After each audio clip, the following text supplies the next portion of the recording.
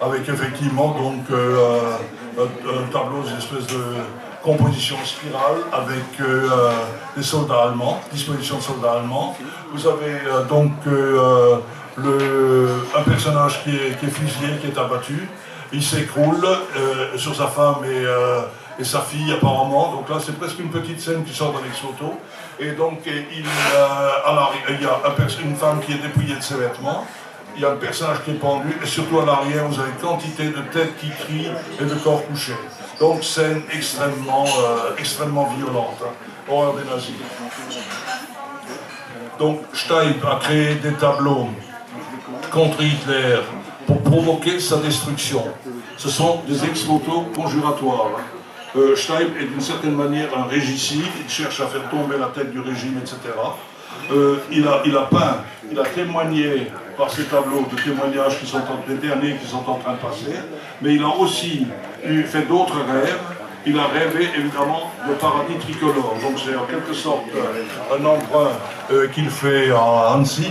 Et donc, parmi les paradis tricolores, il y a beaucoup de scènes de campagne, et elles sont, d'une certaine manière, beaucoup d'actualité aussi. C'est-à-dire, c'est des scènes où il y a un grand ruissellement de couleurs, et où il y a une quantité considérable, vous les trouverez dans Feuilleton un ouvrage par exemple, où il y a une quantité considérable de drapeaux. C'est des scènes qui sont aussi très proches de travaux du douanier Rousseau. Donc, oui. Là, vous avez un exemple de ces scènes de foule avec plein de drapeaux de fanion. Là, c'est une cérémonie religieuse, c'est-à-dire, en plus des drapeaux tricolores, il y a aussi les couleurs blanches et jaunes du pape, de l'église.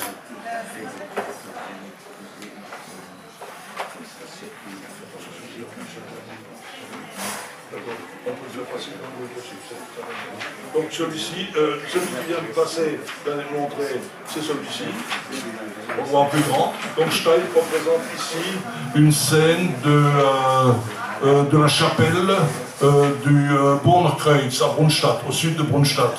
Et donc c'est une chapelle qui a toute une série d'installations à l'intérieur d'un parc autour de la chapelle, avec des reliefs, des statues multiples, etc. Et il représente là-dedans, donc en 1943, la scène de joie populaire et en quelque sorte le Tédéum, l'action de grâce, qui doit avoir lieu là-bas. Donc c'est-à-dire, il prophétise, il annonce les fêtes de libération qui vont avoir lieu. Ce sont des tableaux qui datent le premier de 41, d'autres de 42, d'autres de 43. Et l'un des derniers qu'on présentera ici, c'est donc Mulhouse en liesse. Cette fois-ci, il annonce la libération de la place de Mulhouse. La place de Mulhouse a été souillée par une multitude de manifestations nazies. Le Kreistag, lorsque était célébré le Kreistag en fin d'année, etc., tous les représentants du parti, etc., se retrouvaient là-bas, évidemment en bel ordre et tout. Il y avait des discours, il y avait des aigles un peu partout. Et donc il y avait des interventions soit sur une tribune, soit sur le perron. Et cette fois-ci, Steib, mais donc il enlève la souillure de la place et il représente la fête de libération, donc qui doit avoir lieu impérativement en 1944. Et une inscription intéressante aussi, il annonce Vive de Gaulle et Giraud. Il fait ça en 1943, il est absolument persuadé que les deux sont là. Il est vrai que De Gaulle sera là en février 1945, mais tout seul évidemment, puisque Giraud a été écarté au moins depuis 15 mois et plus, etc. Et donc, comme le souhaitait seulement Steib, il en est resté à une image ancienne de 1918, c'est-à-dire il représente De Gaulle avec un uniforme qui n'est plus porté après 1932. Donc, apparemment, il ne connaissait pas trop bien la tête de Gaulle. Il connaissait surtout les publications de propagande allemande qui l'ont beaucoup inspiré pour faire un certain nombre de têtes, qu'elles soient des Hitler ou qu'elles soient des gens autour de lui. Par exemple, il y a un tableau qui manque, parmi beaucoup d'autres, qui s'appelle l'hécatombe du parti nazi et qui est évoqué par Alfred Faust. Donc, et qui apparemment, il y a les membres du parti nazi qui explosent dans divers coins de la toile. Donc voilà une présentation provisoire. Une belle présentation sur les inspirations, les tonalités très diverses de cette œuvre étonnante, à la fois douce et très violente. Et alors on a parlé de l'artiste, on a parlé de la découverte de l'œuvre, de l'artiste et de son œuvre.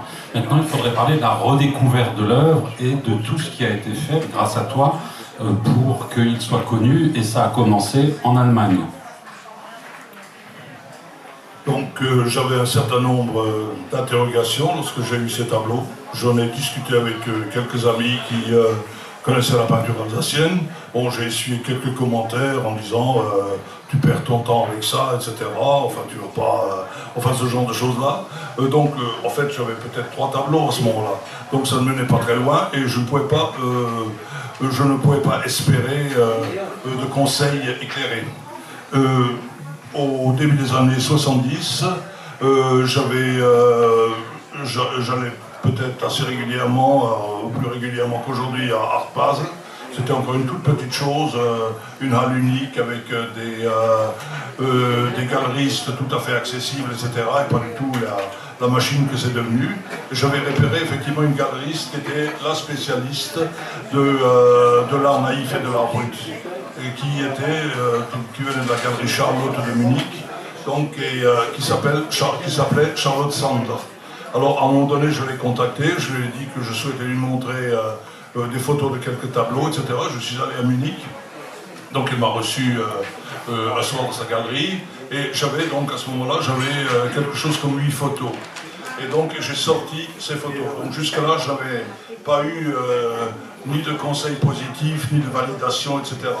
Donc je montre ces photos à cette papesse, elle tient les photos dans les mains, et les mains se mettent à trembler. Elle dit c'est extraordinaire, etc. Das ist eine Weltsensation, etc. Elle se met à parler immédiatement de Goignet Rousseau, ce peintre à la force de Goignet Rousseau. Donc elle a souhaité ensuite elle a dit, moi il faut que j'attache absolument mon nom à l'apparition de Joseph Stein. Elle faisait une exposition donc quelques mois après, et donc qui s'appelait Krieg und Revolution. Et donc elle a organisé son exposition dans le musée privé qu'elle a créé à 38 km, 31 km au nord de Stuttgart, qui est à Bönnigheim, dans l'ancien château de la comtesse de la Roche. Et donc, dans son exposition Krieg und Revolution, elle voulait intégrer Stein. Elle nous a demandé de rechercher des tableaux, de les lui fournir. Alors on a fait un déplacement familial à Bönnigheim, on lui a livré une dizaine de tableaux, elle n'était pas très contente. Elle en attendait beaucoup plus. Donc, mais elle a fait donc, comme elle voulait que marquer le coup, elle a décidé de faire à côté du catalogue officiel du Krieg und Revolution un catalogue spécial sur Joseph Stein. Donc c'est la première manifestation publique depuis, moi j'avais fait un article en 96, mais au niveau muséographique, c'est la première manifestation publique donc en 97. Et j'avais signalé aussi, toujours du point de vue du cheminement de l'œuvre, j'avais demandé aux collègues, donc c'était Georges Bischoff, il me semble à l'époque, qui était le rédacteur de la revue d'Alsace. Je lui avais déjà donné un article assez copieux sur Joseph Stein.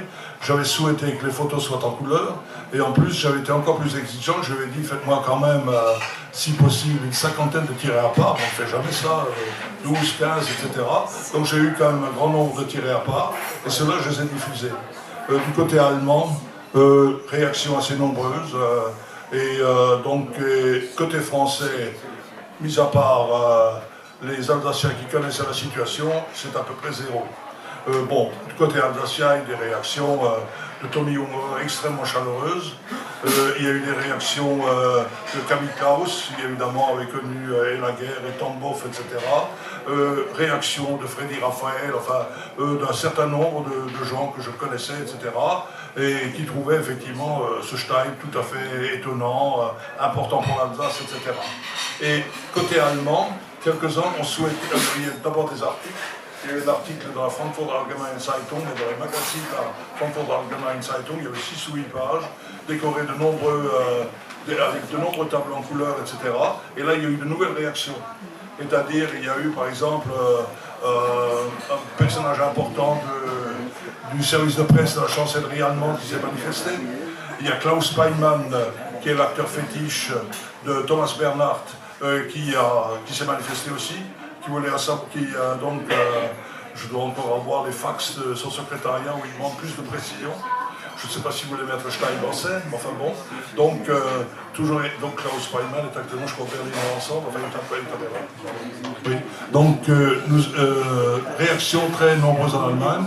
Étape suivante, une exposition à Osnabrück. Osnabrück a construit pour un peintre de résistance dont 300 tableaux sont arrivés à la ville d'Osnabrück, un grand Felix Nussbaumhaus. Felix Nussbaum, c'est le nom de cet artiste.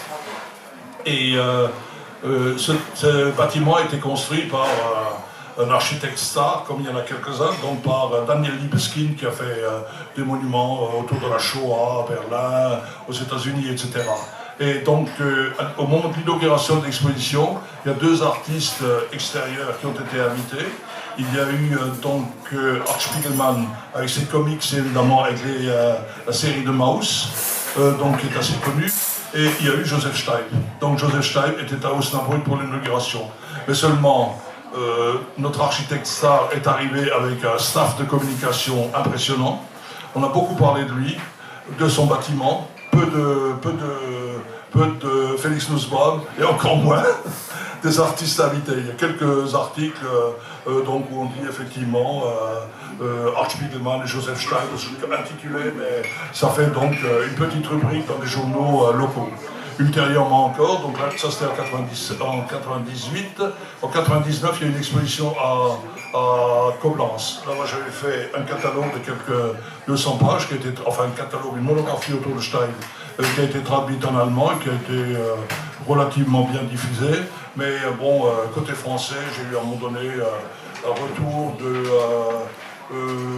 l'un ou l'autre conservateur avec un petit mot, une chose de genre là. Mais personne n'a bougé. Le premier à bouger, c'est Fabrice Ergotte. En 2005-2006, il est arrivé à Strasbourg. Il passe au moment où il est nommé, il était déjà passé chez nous, je lui avais montré divers tableaux, enfin j'avais un peu noyé Steib au milieu d'autres, et donc on avait discuté autour de ces tableaux, il n'avait pas totalement percuté.